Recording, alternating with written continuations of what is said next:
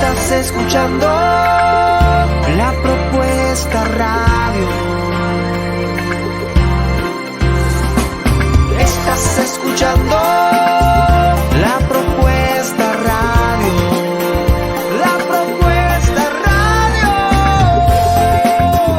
Tu mejor compañía. La Propuesta Radio. Tu mejor compañía. La Propuesta Radio. Tu mejor compañía. Sigamos juntos. Estás escuchando La Propuesta Radio. La Propuesta Radio.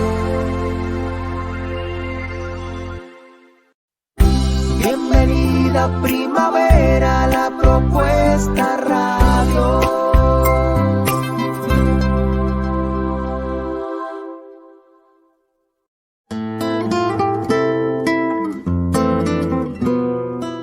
Sin peros. Un momento de compartir, aprender y disfrutar. Espera lo inesperado con la licenciada Susana Rasinski.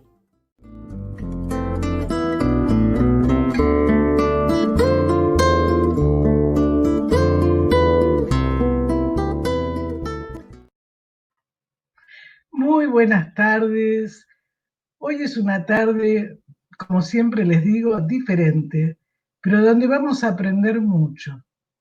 Estoy con un grupo de investigadoras del CONICET, todas son doctoras en ciencias biológicas, tienen un currículum impresionante de muchísimas hojas que por supuesto no lo voy a leer. Todas son docentes, han trabajado en el extranjero, han participado en revistas del INTA como en revistas internacionales científicas, han participado en libros, en fin, es impresionante. Les vamos a dar el mail para que si se quieren comunicar con ellas o hacer comentarios, por YouTube ustedes saben que está el programa. Hemos tenido problemas con Facebook para los grupos, pero ustedes pueden ver todos los programas en YouTube. Bueno, paso a presentarlas. Bueno, Fernanda Kovacevic. Las voy a ir nombrando, Fernanda. Bueno, Fernanda tiene, como todas, ¿no es cierto?, ha trabajado mucho en hongos, pero después vamos a hablar un poco de lo que hace cada una, ¿no? Fabiana Consolo, Corina, ¿dónde está Fabiana? Corina Verón, ¿no? Bueno, es un grupo de jóvenes biólogas que trabajan en el CONICET, pero también están en contacto con muchas investigaciones en el extranjero. Y realmente a mí me pareció muy importante, como les dije en el primer programa, escuchar a todos y que podamos aprender y compartir. En el anticipo yo dije, ¿escuchamos a la naturaleza? ¿Qué nos pasa con todo el tema de la deforestación, los incendios, los tóxicos, las plagas? Es decir, donde la naturaleza nos está reclamando qué hizo el ser humano con ella. Entonces, en este momento, me pareció muy importante que podamos escuchar de 3 mujeres que investigan qué les gusta y que la primera pregunta que les voy a hacer, ¿qué las motivó a entrar en ciencias biológicas y a trabajar en lo que están haciendo? ¿Cómo surgió? La que quiera empiece. Dije recién que era un diálogo, porque las chicas tenían un poco de temor y yo les dije que estaba con miedo porque es un tema que no conozco, así que esto es un diálogo. ¿Cómo empezó cada una? A ver, ¿cómo surgió? A ver, Fernanda, dale. Bueno, hola Susana, un saludo a toda la audiencia, espero que estén todos bien y cuidándose. Bueno, en mi caso particular creo que fue prácticamente sin dudas, porque ya hacia el final del secundario, seguramente motivada por algún que otro docente del colegio, me sentí siempre cómoda con las ciencias biológicas y sobre todo dentro de las ciencias biológicas con la mirada del cuidado del ambiente, que ya hace unos cuantos años que me recibí, en aquel momento me parecía como que al ambiente le faltaba cuidadores, ¿sí? Ahora me parece que ya hay más conciencia, todas las cuestiones del cuidado del ambiente se están divulgando más. En aquel momento, además de que era la temática que me hacía sentir cómoda, me pareció que podía ser una temática donde podía cumplir un rol bueno para toda la comunidad. Así que bueno, eso es lo que me motivó a mí. Fabiana, Corina. Bueno, ¿qué tal? Buenas tardes para todos, bueno, para la audiencia. Muchas gracias, Susana, por invitarnos. Bueno, también en mi caso siempre fui curiosa de los procesos, digamos, de la naturaleza, de conocer qué del suelo, qué de las plantas, los hongos, bueno, que es, digamos, mi especialidad y que comparto con Fernanda. Siempre ha sido un tema de mi interés. Entonces, bueno, nada, uno después va transitando por la carrera y va, digamos, tomándole gusto a distintas materias y bueno, en mi caso continué siempre con la misma línea de trabajo. Así que bueno, en eso Corina, estamos. quiero decir, porque no lo dije, las tres egresaron de la Universidad de Ciencias Biológicas de Mar del Plata. Y es un placer para mí, además que soy de Mar del Plata, pero el nivel de la facultad es muy alto, el de la facultad. Y realmente tenemos muchos biólogos, investigadores que están en distintas partes del mundo. Así que realmente, además, es un placer, ¿no? Corina. Bueno, ¿qué tal? ¿Cómo estás, Susana? También un gusto estar acá. Muchas gracias por la invitación. Y en mi caso también, bueno, también tuve una influencia de algún profesor, una profesora de biología de la secundaria, pero en realidad ya desde antes la naturaleza me daba mucha curiosidad y de chica juntaba insectos y me interesaban los animales y la naturaleza y el medio ambiente.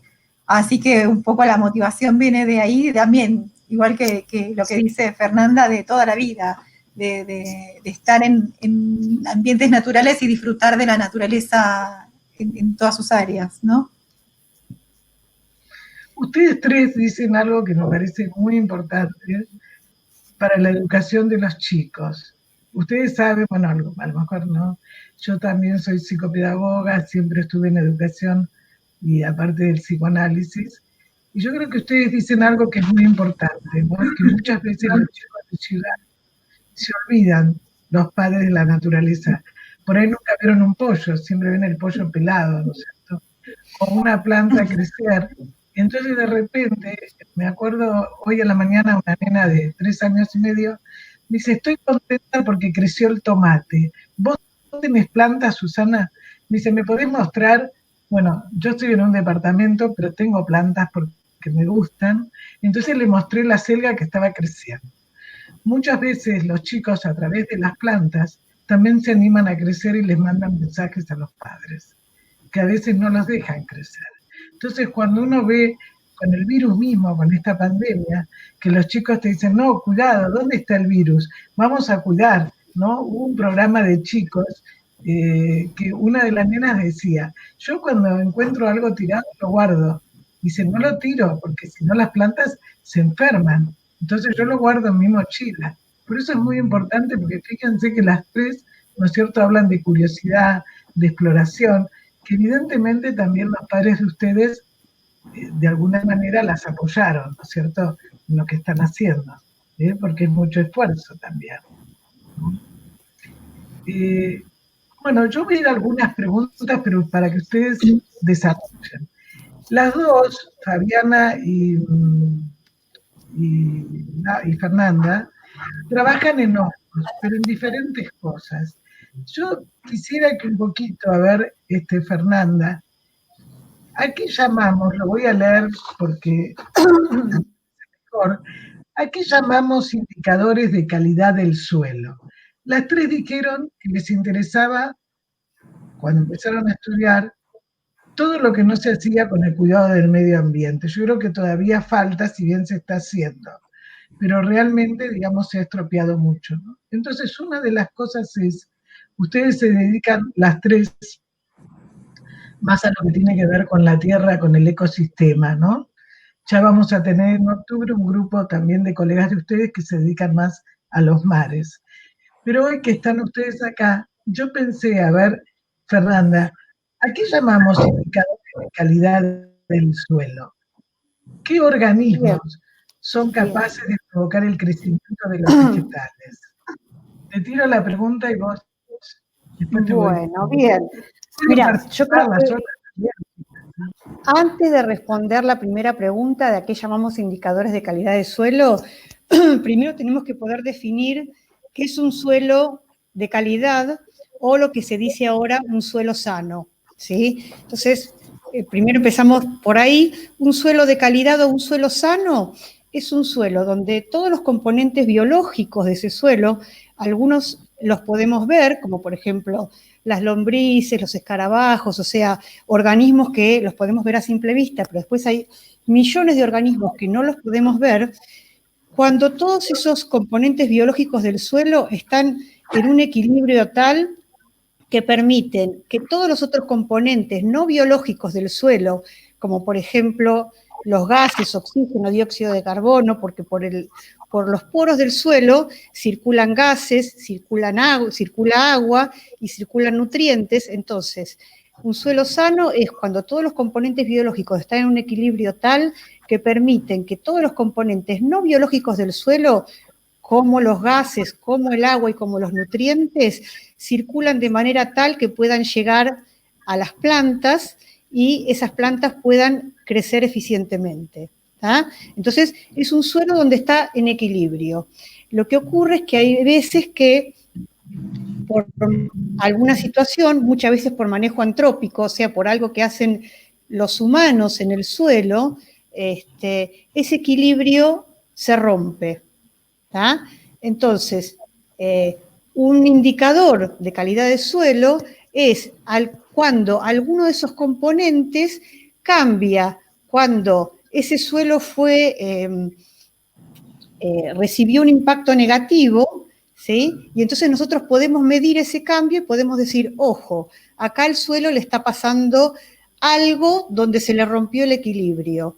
Los indicadores de calidad de suelo pueden ser tanto no biológicos, qué sé yo, parámetros físicos o químicos, o pueden ser componentes biológicos. Nosotros podemos medir qué abundancia o qué actividad de tal o cual organismo está en el suelo cuando el suelo está sano o en equilibrio, y qué pasa con ese grupo de organismos cuando al suelo le pasó algo.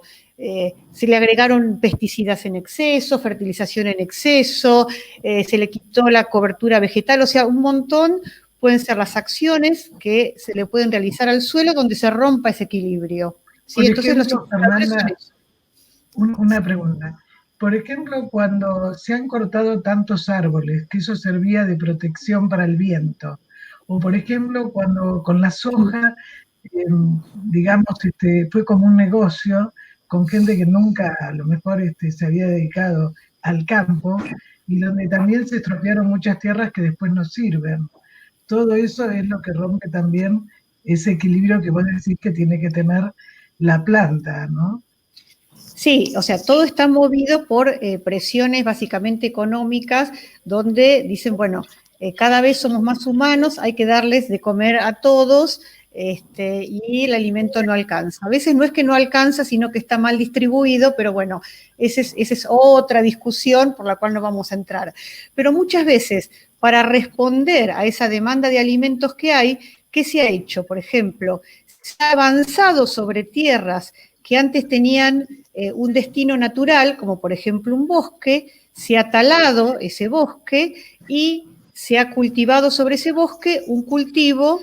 Ahora particularmente, normalmente es la soja. Lo que pasa que la pérdida de materia orgánica que se ha dado en ese ambiente, al retirar esa madera y al dejar el suelo desnudo, o al ponerle un cultivo que no es muchas veces el adecuado para ese ambiente, hace que ese equilibrio se haya roto. Entonces, los indicadores de la calidad del suelo son los que miden esas cosas. Por ejemplo, en esas zonas donde se han talado bosques y la agricultura ha avanzado sobre esas zonas, se han visto pérdidas de materia orgánica en el suelo muy alarmantes, y eso hace que los productores tengan que permanentemente estar fertilizando el suelo, porque pareciera que el suelo no tiene nutrientes. No, los tenía probablemente en el material vegetal que se retiró de los árboles, etc. Entonces, ahí es donde se han roto los equilibrios. Y que eso también influye después en el costo de la producción, ¿no? Porque el tema de ponerle nutrientes y qué tipo de nutrientes. Claro, hay veces cuando se rompen los equilibrios, se rompe el circuito que hacen los microorganismos para ciclar naturalmente los nutrientes. Entonces vos ahí cortás la cadena y entonces el productor, al cortar esa cadena, que es una cadena que por ahí no la ve, pero porque no la conoce, porque muchas veces la gente no sabe el rol que cumplen los microorganismos en ese ciclado de los nutrientes, en ese mantenimiento de la porosidad del suelo, por donde circula agua, donde circulan gases. Entonces, hace una acción, muchas veces basada en el desconocimiento, donde se rompe el equilibrio y entonces se corta esa circulación natural de los nutrientes y se ve condicionado a tener que aplicar permanentemente fertilizantes en exceso para que sus cultivos cubran su demanda económica, porque básicamente se basa en eso la productividad, ¿sí? ¿Y qué es lo que sería, o sea, vos decís, esto queda abierto a todas, chicas, ¿qué digamos, cuáles son los organismos que más, cuáles son los organismos que más ayudarían? Porque supongo que todo esto va a lo que vos dijiste, a la sanidad del suelo, ¿no? O sea, a que un suelo sea saludable. Cuando se rompe Bien. ese sistema. Si hablamos de la circulación de nutrientes, porque podemos hablar de dos aspectos. Yo por ahí voy a hablar de la circulación de nutrientes y por ahí después Fabiana puede hablar del rol de los organismos más relacionados con la sanidad, ¿sí? Porque son varios los roles que cumplen.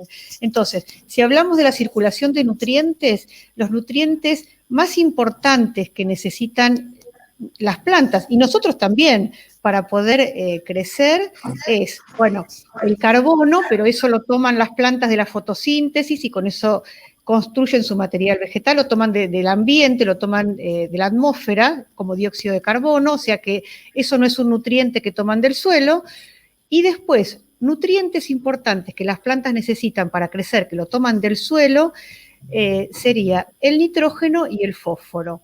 Hay grandes grupos que ayudan a las plantas a tomar nitrógeno y tomar fósforo. Por ejemplo, hay unas bacterias que lo que hacen es transformar el nitrógeno atmosférico, o sea, el nitrógeno que está en el aire, no solo en la atmósfera por encima del suelo, sino en los pequeños poros que tiene el suelo en su interior, y lo pueden transformar en un nitrógeno tal que las plantas lo pueden agarrar. Porque ese nitrógeno que está en la atmósfera, las plantas no lo pueden agarrar, pero hay unas bacterias que lo transforman a ese nitrógeno y hacen que las plantas lo puedan incorporar en su interior. Eso está buenísimo. En cuanto al fósforo, hay unas bacterias que también transforman unas moléculas de fósforo que las plantas no las pueden tomar directamente en esa forma química, las transforman de tal forma que las plantas la puedan tomar, ¿sí?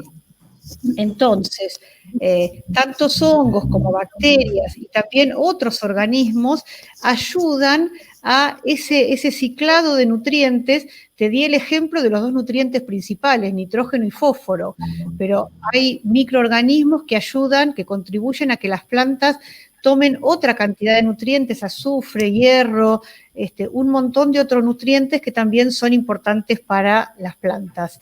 Entonces, si vos rompés ese equilibrio y haces que esas bacterias o que esos hongos ya no tengan la funcionalidad que tenían, estás privando a que la planta pueda tomar naturalmente esos nutrientes.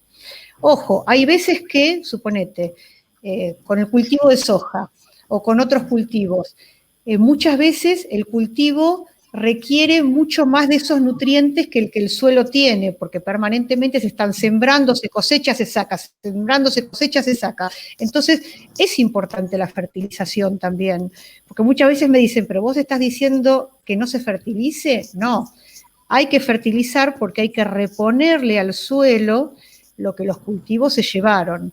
Lo que pasa es que hay que poner esos nutrientes en una cantidad y de una forma tal que pueda ser tomado por los cultivos, pero que no afecte negativamente a esos microorganismos que también ayudan a que las plantas tomen esos nutrientes, ¿sí?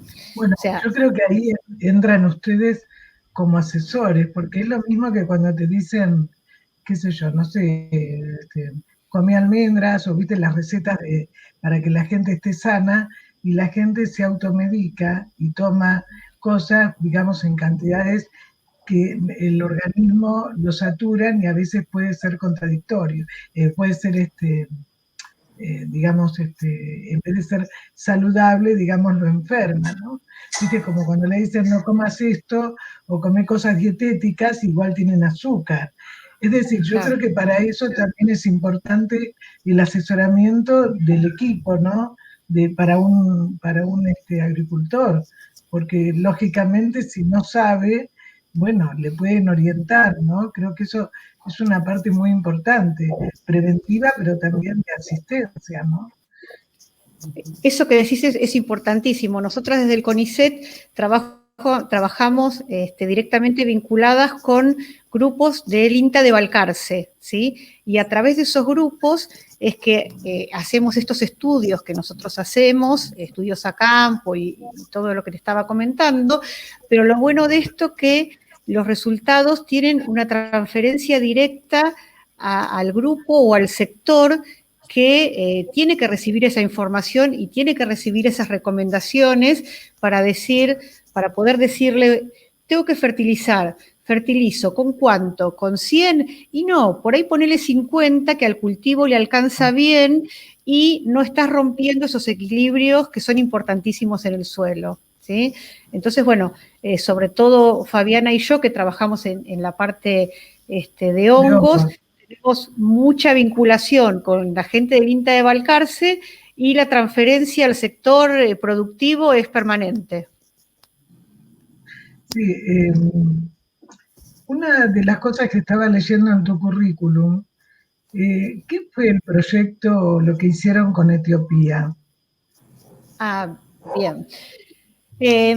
La gente de Etiopía, lo mismo que otros países de África y también otros países de Sudamérica, hay unas convocatorias que se llama Fondo Argentino de la Cooperación Triangular Sur-Sur, donde países que necesitan asistencia técnica en alguna temática en particular aplican a la Argentina pidiendo asesoramiento técnico sobre algo en particular, ¿sí? En el caso de Etiopía, ellos lo que querían hacer particularmente era lo que te contaba, extraer de sus suelos esas bacterias que ayudan a tomar nitrógeno atmosférico y se puede pasar a las plantas, y también a unos hongos, que es específicamente mi línea de trabajo, que son hongos formadores de micorrizas, que ayudan a las plantas a absorber el fósforo que está en el suelo. Entonces, ellos solicitaron asistencia técnica para aislar esos microorganismos, multiplicarlos y usarlos como inoculantes biológicos.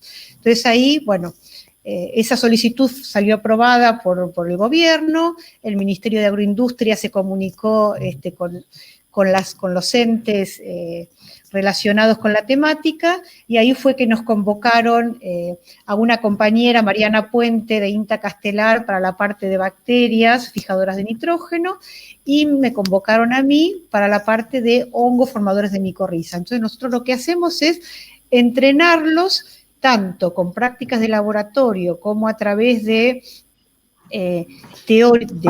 formación teórica de cómo ellos pueden utilizar esos microorganismos que naturalmente se encuentran en el suelo, ¿sí?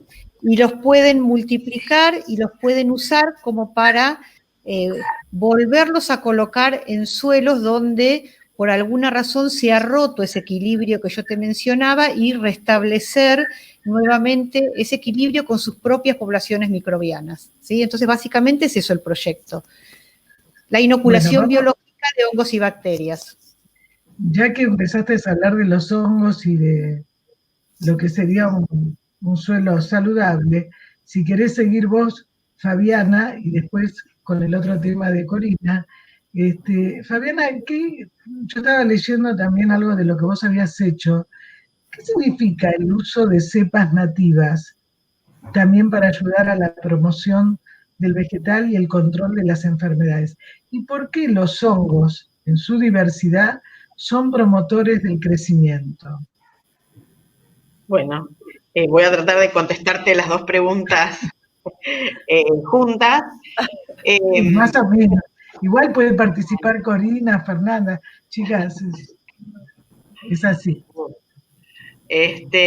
Bueno, cuando hablamos de cepas nativas, podemos hablar de distintos microorganismos, ¿no? Pueden ser bacterias, pueden ser hongos o pueden ser otros microorganismos. Nosotros, más que nada, con Fernanda, estamos abocados a microorganismos de suelo, como bien ella dijo, ¿sí? Bueno, y lo que tratamos de hacer es siempre enfocarnos en tratar de solucionar problemas que tengan que ver con el ámbito agrícola dentro del marco de un desarrollo sustentable, ¿no? Entonces, bueno, las cepas nativas, ya te digo, son microorganismos que nosotros recolectamos de distintos ambientes. Bueno, en este caso sería el suelo, porque estamos enfocados a lo que es actividades agrícolas, y que pueden ser utilizadas para distintos fines. Por ejemplo, nosotros evaluamos, ¿sí?, la actividad que pueden llegar a tener, por ejemplo, favoreciendo el crecimiento de plantas, ¿sí?, o, por ejemplo, controlando de manera natural a otros organismos patógenos, por ejemplo, ¿sí? Entonces, bueno, trabajamos con algunos géneros fúngicos que pueden contribuir de distinta manera. Por ejemplo, hay hongos que son capaces de promover el crecimiento de las plantas mediante la producción de hormonas, ¿sí? Entonces, estaríamos favoreciendo el desarrollo, ¿sí?, mediante un microorganismo, en vez de colocar un compuesto químico, ¿sí? Entonces, bueno, la idea es aprovechar la potencialidad que tienen los microorganismos, ¿sí?, para ejercer distintos efectos, ¿sí?, y contrarrestar los efectos adversos que pueden tener estos productos, ¿no? ¿Eso sería lo que abarca la microbiología? Sí. Esto es microbiología agrícola, precisamente. Porque ¿sí? Está la microbiología ambiental, la agrícola, ¿no? Sí, la agrícola, tenés microbiología clínica. Nosotros, bueno, estamos abocados a todo lo que es microbiología agrícola, con el fin que te comentaba antes. Entonces, bueno, también hay otras propiedades que tienen distintos microorganismos, como algunos hongos, que también lo que pueden hacer es controlar, ya te decía, el crecimiento de patógenos, por ejemplo.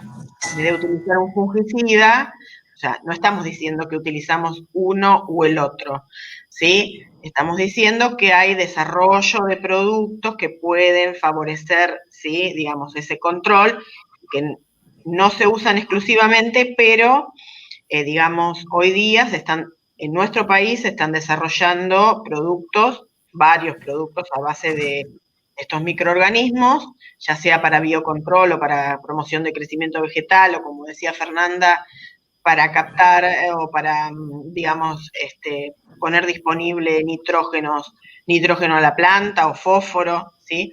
Entonces, en nuestro país hay desarrollo de eso, y hay otros países que tienen una tradición, digamos, o una trayectoria larguísima en favorecer este tipo de investigaciones y en desarrollar este tipo de productos, ¿sí? Entonces, bueno, esa sería nuestra contribución, un poco pensando en tu pregunta inicial, para la parte, digamos, de la agricultura.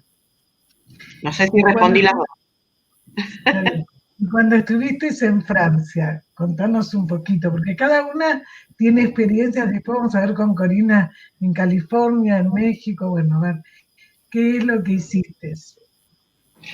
Bueno, cuando estuve en Francia estuve trabajando, bueno, en uno de los temas de mi tesis doctoral, que era sobre un patógeno que es plaga de arroz, que causa, bueno, muchísimas pérdidas a nivel mundial, es una de las plagas principales de arroz, y bueno, lo que se hizo fue analizar poblaciones mundiales de ese patógeno y comparar, por ejemplo, las de Argentina, qué características tienen, son comparables con otras cepas que hay en distintos lugares.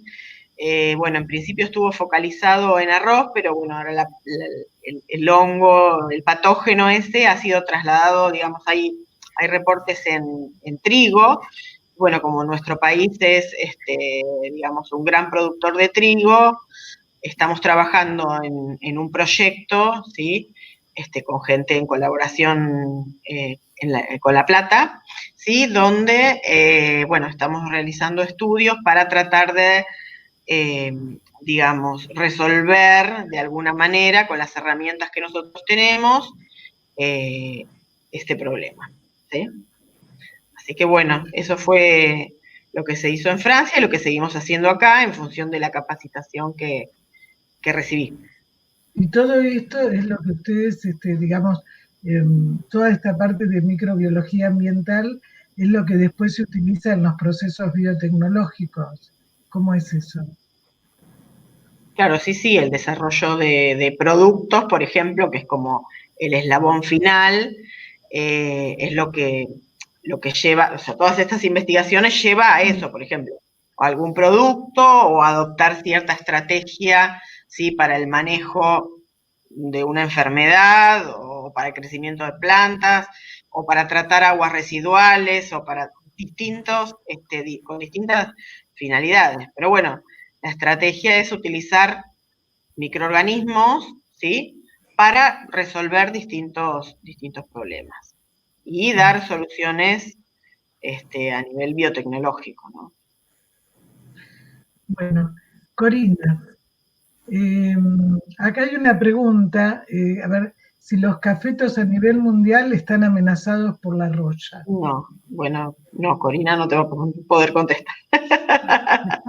No, Corina no sé, alguien preguntó, no sé si quieren contestar eso, no sé, alguien preguntó, debe ser de la producción, si algo afecta al café, no sé, si a lo mejor... Sí, me parece que leí algo así como un hongo, si afecta al café, bueno, sí, las royas, como dice ahí, afectan a un montón de cultivos, son amenaza para un montón de cultivos, no sé bien cómo estaba dirigida la pregunta, pero sí. Bien. Bueno, Corina se dedica a otra parte que también es muy importante, ¿no? El estudio de microorganismos que son utilizados en el manejo de mosquitos como vectores de enfermedades. Y yo había puesto primero si podías explicar un poco la biodiversidad. Pero bueno, te tiro las dos, ¿no? Como para que vos desarrolles lo que vos te parezca, para después poder explicar un poco cuáles son las estrategias de control, ¿no? De los mosquitos para evitar que nosotros nos enfermemos. Es decir, para hacer una síntesis, ¿no? ¿Por qué es tan importante el estudio de los microorganismos que puedan ser utilizados en el manejo de los mosquitos vectores? Mira, con respecto a primero, lo que es la biodiversidad en general, biodiversidad es diversidad biológica, ¿sí? En diferentes ambientes. ¿De qué nos interesa o de qué nos sirve conocer la biodiversidad? Bueno, un poco lo que decían las chicas antes, ¿no? Conocer, y en el caso de los microorganismos en particular, porque los microorganismos tienen diferentes tipos de metabolismo o producen distintos tipos de subproductos que nos pueden ser útiles en algunos casos, ¿sí? O bueno, cumplen funciones en los ambientes. Entonces, conocer la biodiversidad nos permite a nosotros poder aprovechar de ciertos microorganismos para tal vez obtener algunos subproductos que sean interesantes tanto en agricultura como en salud humana. En el caso de mi trabajo en particular, yo trabajo sobre todo básicamente en bacterias, bueno, en otros microorganismos también, pero sobre todo en bacterias que tienen la capacidad de producir una proteína que es específicamente tóxica contra algunos insectos en particular, ¿sí? Y entonces la podemos utilizar para el desarrollo de insecticidas biológicos. Entonces, bueno, dentro de esta área, yo he trabajado en dos grupos en dos subgrupos, digamos, de esta bacteria. Algunos se utilizan para control de plagas agrícolas, un poco siguiendo lo que decía Fernanda, ¿no? Por ahí el monocultivo de algunos cultivos en particular, además de generar problemas en el suelo, también generan problemas como la aparición o en realidad el desequilibrio de poblaciones de insectos que terminan siendo plaga de un cultivo. Entonces, ¿qué le aplicamos a eso? Insecticidas. Bueno, la posibilidad de utilizar insecticidas biológicos también son una forma de proteger o de manipular el ambiente de forma más amigable. Dentro de estas bacterias hay una variedad de ese mismo grupo de bacterias que producen este mismo tipo de toxina específico contra mosquitos. Y también se utiliza como insecticida biológico. Lo mismo, más amigable con el ambiente porque es muchísimo menos tóxico. Primero que es muy específico, ¿sí? Entonces no es tóxico para el resto de los animales ni para el hombre. Después, como es un producto biológico, se degrada más rápidamente que un producto químico, entonces también es más saludable para el ambiente, ¿sí? Y de todas maneras, en manejo de microorganismos para el control de mosquitos, además de este que podemos utilizar como insecticida biológico, puede haber algún otro tipo de microorganismos que podamos utilizar para controlar de alguna manera o regular de alguna manera el ciclo de vida del insecto y, por ejemplo, evitar que la hembra del mosquito, que es quien pica y quien es vector de enfermedades, viva, por ejemplo, menos tiempo y entonces deje de vectorizar, ¿sí? O sea, lo que nosotros podemos hacer es de alguna manera manipular algunas situaciones biológicas como para que un insecto no sea plaga o que el efecto dañino que provoque sea mucho menor. No sé si más o menos con eso te respondo. Sí, sí, sí. ¿Y cuál fue tu experiencia en California y en México? En realidad, bueno, fueron experiencias distintas. En México, cuando fui a México, yo estaba muy recién empezando en esto, así que fui básicamente a entrenarme y aprender. Así que, bueno, me traje todas las técnicas que después utilicé a lo largo de mi carrera doctoral y después también. Y ya en California la experiencia fue un poco diferente porque fui directamente a aprender un sistema muy específico de producción de estas toxinas en un sistema artificial que ellos habían diseñado. Y bueno, fue una experiencia muy interesante porque tuve la oportunidad de ir a uno de los laboratorios de uno de los investigadores más importantes en el área. Así que bueno, fue muy valioso. Y siempre ver cómo trabajan los demás en otros lados nos permite comparar lo que hacemos y poder ver, bueno, si lo que estamos haciendo está a un nivel internacional interesante, sí o no. ¿Y cómo les parece que está en este momento todo el tema de la investigación en nuestro país? Que a veces no tiene la ayuda que corresponde. Es complicado. Es difícil. En realidad yo creo que nosotros tenemos muy buena formación. Creo que en general nuestras universidades tienen buen nivel. O sea que nuestros profesionales están bien formados y creo que somos bastante competitivos, pero que estamos en gran desventaja con respecto a países más desarrollados, porque la mayor parte de los insumos son importados, de los insumos muchos equipos también. En general los equipos y los insumos son muy costosos y a veces acceder a esos materiales es complicado y eso a veces nos pone en desventaja. ¿Quieren decir algo, chicas? Fernanda, Fabiana. Bueno, es exactamente lo mismo que dice Corina, que representó bien, digamos, la realidad que tenemos. bien formados, pero bueno, hay cosas que realmente dependemos de proveernos de reactivos que provienen de afuera o de equipamiento y que bueno, eso por ahí es la parte que más cuesta. Cuando uno va a trabajar a otro laboratorio, vos te sentís un par, digamos, pero por ahí con equipamiento o con reactivos, ahí hay diferencia. A veces Entonces, en otros yo países... sumo un comentario, Sí, que hay veces que nos encontramos que gran parte de nuestro tiempo de investigación lo estamos destinando a conseguir fondos de diferentes fuentes, tanto del Estado como privadas, o sea, conseguir financiamiento de donde sea para poder avanzar. Entonces hay veces que se nos sale la cabeza de nuestro...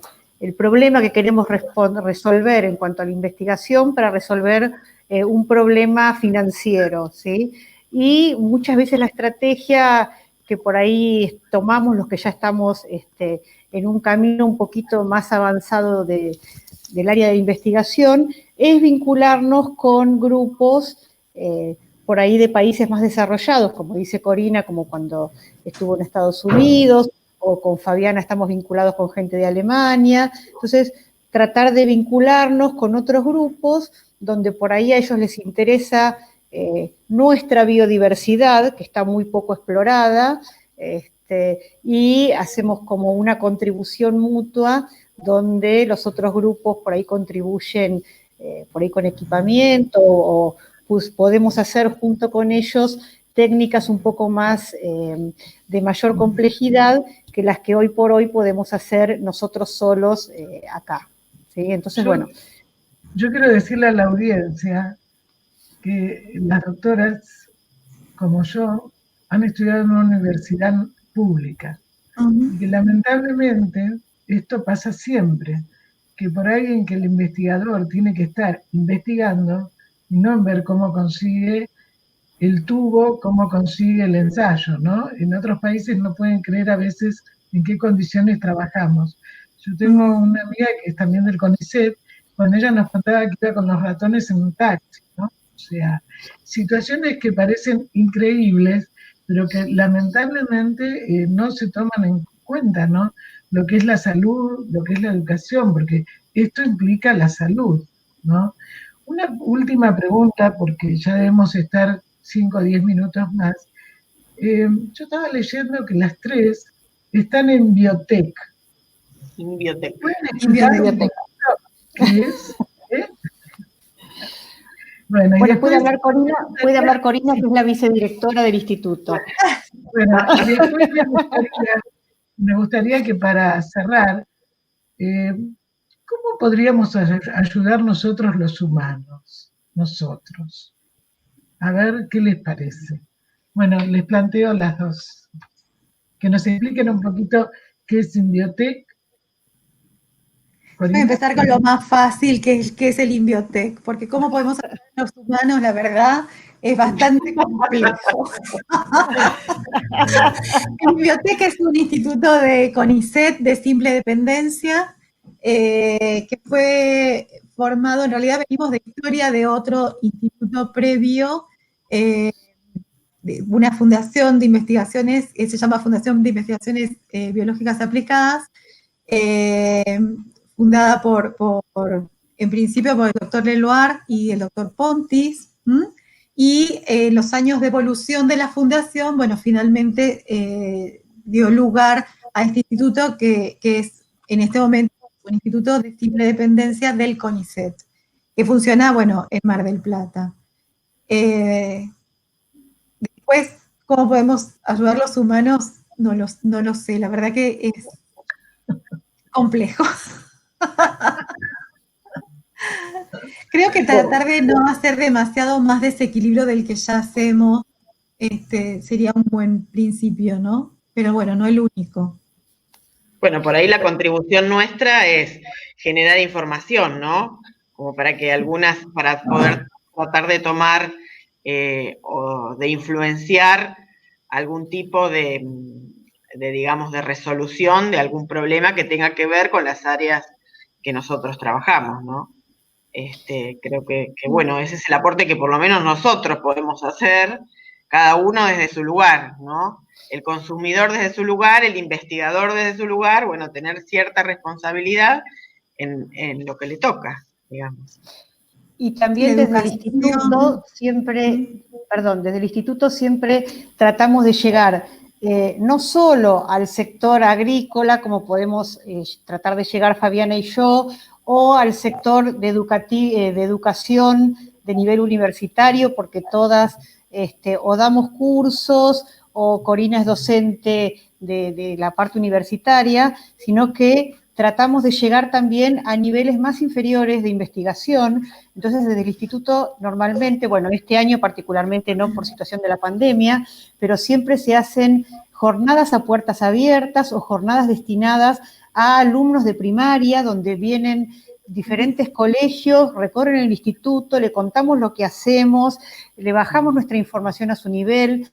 También vienen chicos del secundario, que por ahí algunos por ahí están en la duda de cuál puede ser el camino a seguir, entonces le mostramos el camino que nosotras seguimos, como para que evalúen la posibilidad de seguir el camino de la ciencia.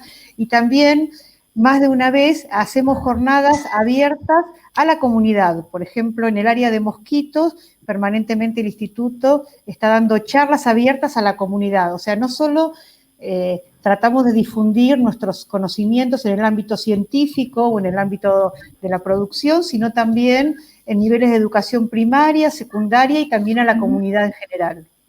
Sí, y no solamente dentro, en el ámbito interno del instituto, sino a veces también afuera, porque también más de una vez hemos ido a escuelas a dar charlas a chicos de primaria o de secundaria, ¿sí? Una de las cosas más importantes es la educación y que los chicos tengan inquietudes y poder transmitir un poco de lo que uno hace en el laboratorio, ¿no? Creo que nuestra contribución es esta, por ahí despertar algunas cosas como nos despertaron alguna vez algunos docentes a nosotros, y además promoción del conocimiento. Sí, yo creo que lo que ustedes hacen es muy importante y lo que acaban de decir, porque hay muchos chicos, incluso va a estar escuchando el programa una persona que tenía mucho interés, está anotada para entrar en biología, pero que tienen a veces mucho miedo a las matemáticas, ¿no? Y a química, porque son áreas, digamos, donde ha habido muchos agujeros en los últimos años en la educación, y entonces mucha gente no entiende, no tiene claro. Esto es lo mismo que el que sigue psicología y se cree que va a ser terapia, ¿no? Y realmente no es así. Entonces, creo que es muy importante la difusión, ¿no? Lo que ustedes hacen, cómo pueden ayudar los jóvenes, porque esto, la verdad que las autoridades no han ayudado para nada en esto, y esto, lo que se ha hecho con el planeta, creo que tenemos que confiar en los jóvenes y escucharlos. A veces cuando uno escucha a un chico de un jardín tiene mucho más conciencia de cómo limpiar la playa o qué hacer con una planta a un adulto que no le interesa, ¿no? Y que no se da cuenta, digamos, que todo eso no ayuda. Entonces creo que es muy importante que la gente se acerque, ¿no es cierto?, a donde ustedes dicen, y que no tengan miedo, que ustedes les van a explicar, porque me parece muy interesante. Todo se empieza desde lo singular. Ojalá hubiese más políticas, ¿no es cierto?, educativas que esperamos que cambien en algún momento para que sea más masivo. Pero como ustedes dicen, yo creo que es tan importante el que está en una granja como el que tiene un campo o el que puede sembrar, que esto Linda ha hecho un trabajo hermosísimo con toda la planificación de las huertas familiares, ¿no? Pero me parece muy importante lo que acaban de comentar, ¿no? ¿Dónde pueden dirigirse toda la gente? Bueno, hay una página del instituto, ¿sí?, donde ahí están nuestros nombres, las líneas de investigación, básicamente eso. Hay mail. A los mails, sí. Y respecto de lo que vos decías, de la difusión, tenemos mail institucional Perdón. No, que vos, Susana, recién comentabas de la difusión, no solo de nuestro instituto, sino que anualmente, salvo este año, que no sé si va a haber o no de manera virtual, hay una semana que es de difusión de la ciencia. O sea, aparte de nuestro instituto, hay muchos institutos del CONICET y otros institutos que organizan una semana que justamente es actividad. Por ahí recibir gente de, o sea, público en general, o gente de escuelas, hay gente de escuelas privadas, de escuelas públicas, y bueno, vienen a ver o a desarrollar, por ejemplo, a nosotros nos ha pasado de mostrar algunos experimentos, ¿sí? O que ellos mismos prueben. La verdad que es una parte, digamos, que también nos corresponde y que es algo, digamos, que muy interactivo, y que bueno, que nos permite salir del tupper, digamos, y bueno, mostrarnos qué es lo que hacemos, porque a veces la actividad científica era como algo que estaba encerrado en un lugar, y bueno, es importante mostrarlo y bueno, mostrar que somos humanos también, porque a veces la idea del científico es como algo intocable. Entonces, bueno, somos gente normal que desarrollamos, bueno, nuestra actividad con responsabilidad y que, bueno, está, digamos, bueno que contemos con un lenguaje, digamos, apropiado para que el público nos comprenda, ¿no? Así que, bueno. Fernanda, eso. Corina, vamos cerrando. Yo les agradezco muchísimo. Obviamente que van a estar en algún otro programa, así que aprendí mucho, pero además me parece muy importante para la comunidad saber también difundir lo que estamos haciendo y cómo todos tenemos que ayudar también, ¿no? Corina, Fernanda, si quieren decir algo. No, bueno, muchas gracias. Un poco lo mismo que decía Fabiana recién, ¿no? Para comunicarse con nosotros, bueno, tenemos una página web en el instituto, tenemos un mail institucional donde se pueden hacer consultas. Todos los años participamos de Semanas de la Ciencia, que en principio organiza MinCit, pero la mayor parte de los institutos, universidades también participan en esas actividades, así que en general, bueno, tenemos momentos en los que recibimos gente en particular, pero también hemos recibido visitas de gentes de escuelas o de instituciones que nos quieren venir a visitar. Nosotros estamos siempre abiertos a eso, así que se comunican con nosotros y nos pueden venir a conocer, a visitar las instalaciones, a saber qué es lo que nosotros hacemos. Así que, bueno, abiertos a cualquier visita, bueno, y cuando estés por Mar del Plata, obviamente te vamos a esperar en el instituto también. Sí, yo voy. Sí, Fernanda, bueno, y siempre estamos, decir algo? como verás, siempre estamos abiertas a contar lo que hacemos y cómo lo hacemos. De hecho, cuando surgió tu invitación, y nuevamente en nombre de las tres, agradecemos el espacio que nos diste acá para contar un poquito de lo que hacemos.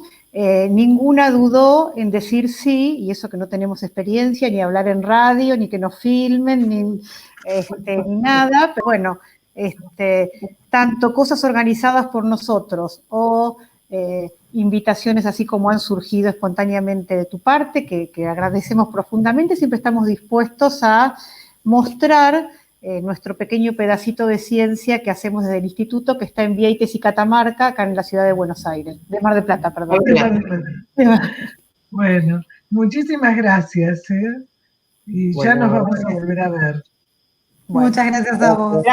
Gracias. Bueno, los invito para el próximo sábado, que bueno, vamos a tener otro tema, que digamos, acá hablamos de cómo las plantaciones fueron víctimas del maltrato del hombre, ¿no?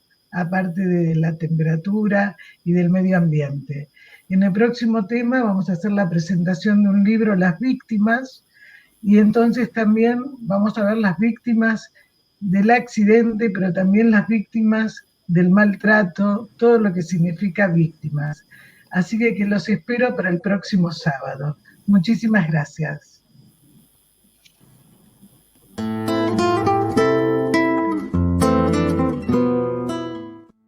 peros.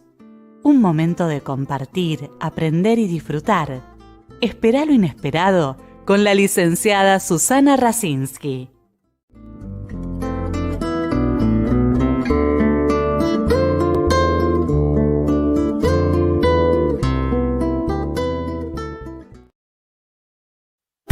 Bienvenida primavera, la propuesta radio.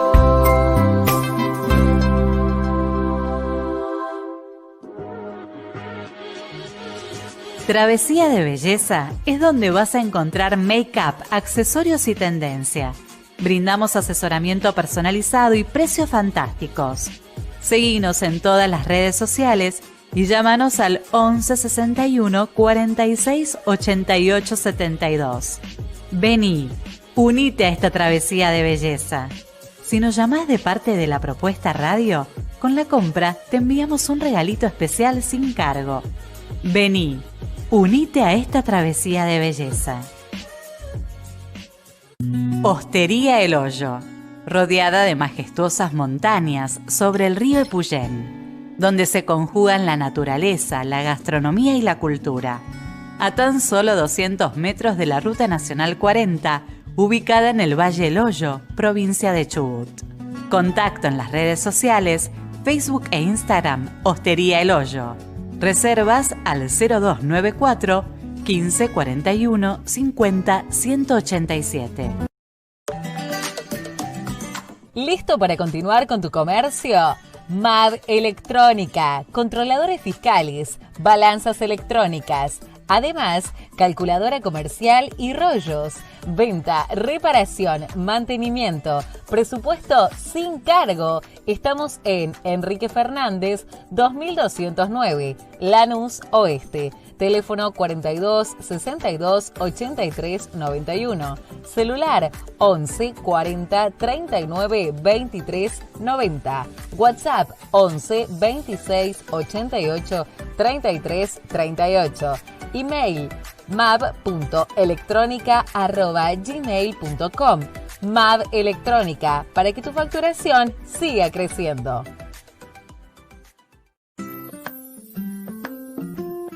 Desayunos Millennium.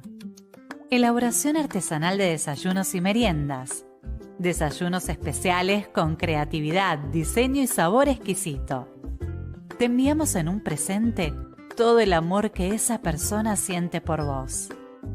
Realizamos envíos a todo Córdoba. Consultas y pedidos a www.millenniumdesayunos.com o encontranos en las redes sociales.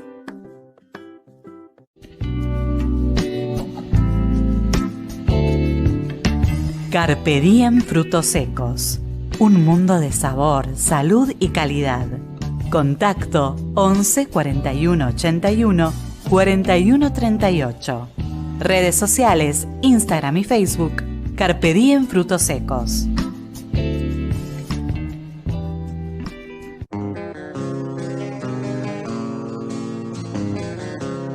Coffee Town, un café natural, de pequeñas fincas, de altura y sustentable. Llega verde hasta nuestras manos. Nosotros lo tostamos, catamos y transformamos ese grano en el increíble conjunto de aromas y sabores que nuestros baristas se encargan de llevar hasta tu taza. El mejor café solo en Coffee Town.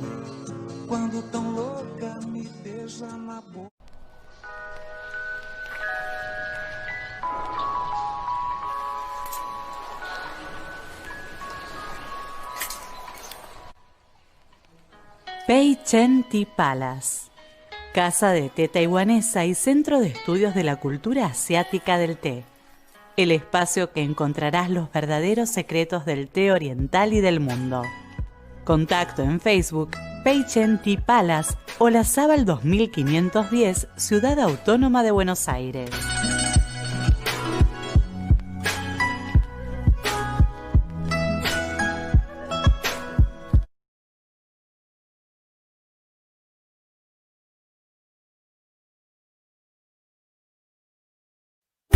Bienvenida primavera.